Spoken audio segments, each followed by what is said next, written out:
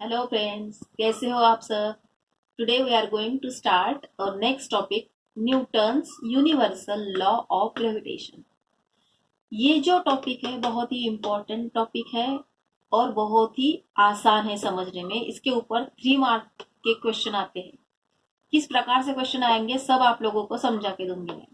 ठीक है, तो ये लॉ क्या कहता है वो पहले हमें समझना है।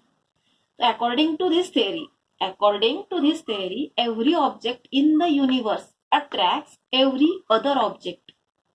इसका मतलब क्या है, यूनिवर्स का हर एक ऑब्जेक्ट दूसरे ऑब्जेक्ट को अट्रैक्ट करता है with a definite force. This force is directly proportional to the product of the masses of two objects and inversely proportional to the square of the distance between them. अब इसका meaning समझते हैं। देखिए यहाँ पे ये दो ऑब्जेक्ट हैं, एक ऑब्जेक्ट और ये दूसरा ऑब्जेक्ट। इसका मास m1 है, ये दूसरे ऑब्जेक्ट का मास m2 है।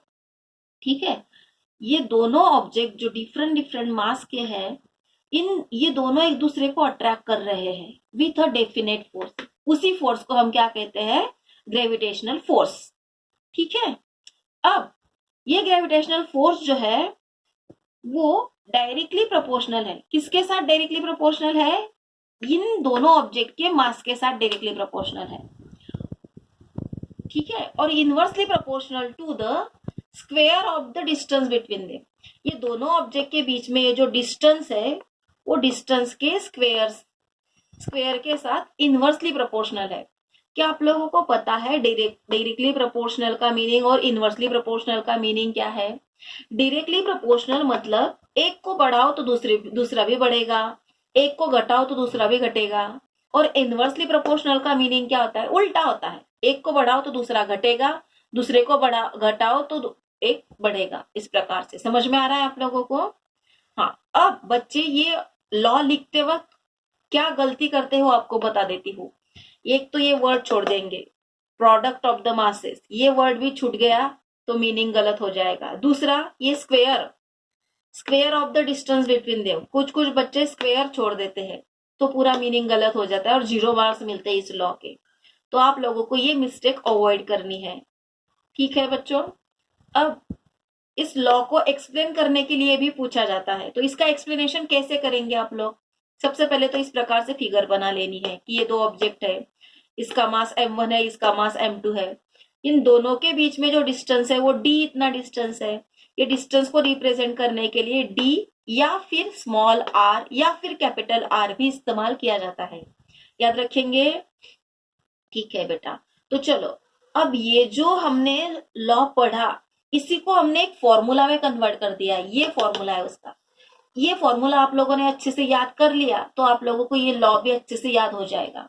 तो देखो क्या है हमारा लॉ, कि जो दो ऑब्जेक्ट होते हैं उनमें जो ग्रेविटेशनल फोर्स है जो एफ से डिनोट किया जाता है, ऑब्जेक्ट के बीच में जो ग्रेविटेशनल फोर्स है वो एफ से डिनोट किया जाता है। ये जो ग्रेविटेशनल फोर्स है it is directly proportional to the product of masses. ये दोनों ऑब्जेक्ट के मासेस है उसके प्रोडक्ट से डायरेक्टली प्रोपोर्शनल है। ठीक है, and this force is inversely proportional to the square of the distance between them. उनके बीच में जो डिस्टेंस है उसके स्क्वेयर के साथ इनवर्सली प्रोपोर्शनल है। यहां तक बात समझ में आ गई बेटा आप लोगों को। अब हम क्या करेंगे, ये प्रोपोर्शनलिटी का साइन रिमूव करेंगे। प्रोपोर्शनलिटी का साइन रिमूव करने के लिए हम कांस्टेंट का इस्तेमाल करते हैं। तो यहाँ पे हमने ये कैपिटल जी कांस्टेंट के तौर पे इस्तेमाल किया है, अंडरस्टैंड। तो ये कैपिटल जी मतलब ही क्या है, यूनिवर्सल ग्रेविटेशनल कांस्टेंट। इसी को हम क्या कहते हैं, यूनिवर्सल ग्रेविटेशनल कांस्टेंट। ठीक है बेटा, तो ग्रेविटेशनल फोर्स का फॉर्मूला अच्छे से मेमोराइज कर लो।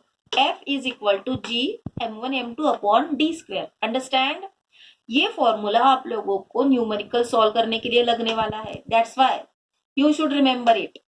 ठीक है बच्चों, अब जी का भी फॉर्मूला बना लेते हैं। इसी से जी का फॉर्मूला बनाना है तो डी को इधर लेके आओ, G is equal to F d square, और ये m1 m2 डिनोमिनेटर में चला जाएगा तो फॉर्मूला क्या बन गया अपना, G is equal to F d square upon m1 m2। You should also remember this formula. ठीक है, तो आप लोगों को दूसरी बात क्या याद रखनी है कि वैल्यू ऑफ जी, जी की वैल्यू क्या है, value of G is 6.673। Newton metre square पर केजी स्क्वेयर। ठीक है, ये वैल्यू याद रखनी है बेटा, ये पूछी जाती है आप लोगों को एमसीक्यूज में, और न्यूमेरिकल सॉल्व करते वक्त भी इसकी जरूरत होती है, रिमेम्बर इट। ठीक है, और इसका यूनिट भी पूछा जाता है, what is the unit of universal gravitational constant, G का यूनिट क्या है, तो याद रखना है न्यूटन मीटर स्क्वायर पर केजी स्क्वायर। तो भूलना नहीं, तो कैसे याद रखेंगे बेटा, फॉर्मूला से याद कर लो। फोर्स है, एफ मतलब फोर्स, फोर्स का यूनिट क्या है, newton, that's why N. D मतलब डिस्टेंस है, डिस्टेंस का यूनिट मीटर है, डी का स्क्वायर है इसलिए मीटर का स्क्वायर हो गया। और डिनोमिनेटर में क्या है, m1 m2 मासेस है, और मास का यूनिट क्या है, किलोग्राम, और प्रोडक्ट है, दैट्स वाई किलोग्राम का स्क्वायर हो गया। अंडरस्टैंड, न्यूटन मीटर स्क्वायर पर किलोग्राम स्क्वायर। अब हमें ये पर की साइन रिमूव करनी है, तो हम कर सकते हैं, यहाँ पे ये -2 हो जाएगा, +2 की जगह पे क्या हो जाएगा, -2, newton metre square KG raise to -2। Understand. अब यहाँ पे और दो चीजें याद रखनी है, जिसके ऊपर भी एक एक मार्क का क्वेश्चन पूछा जाता है। वो दो चीजें क्या है बेटा, कि if mass is double, force also double. अगर हमने मास को डबल कर दिया तो फोर्स भी डबल होगा। अंडरस्टैंड। इसके ऊपर क्वेश्चन आता है, मास डबल करने पे फोर्स का क्या होगा, फोर्स डबल हो जाएगा, इंक्रीज होगा, बढ़ जाएगा।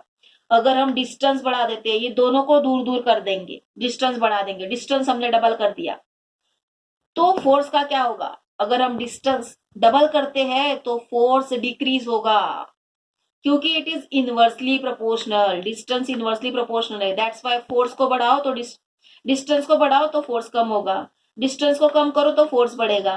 मीनिंग समझ में आ रहा है, एनी प्रॉब्लम।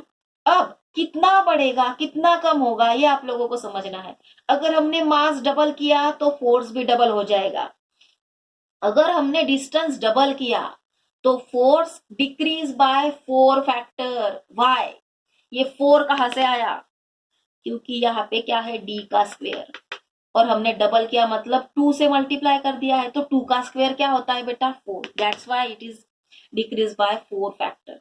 अगर हमने डिस्टेंस 3 टाइम्स बढ़ाया, अगर हमने डिस्टेंस 3 टाइम बढ़ाया, तो आप ही बताओ कि फोर्स कितने टाइम डिक्रीज होगा, कितने फैक्टर से डिक्रीज होगा, 9 फैक्टर से डिक्रीज होगा।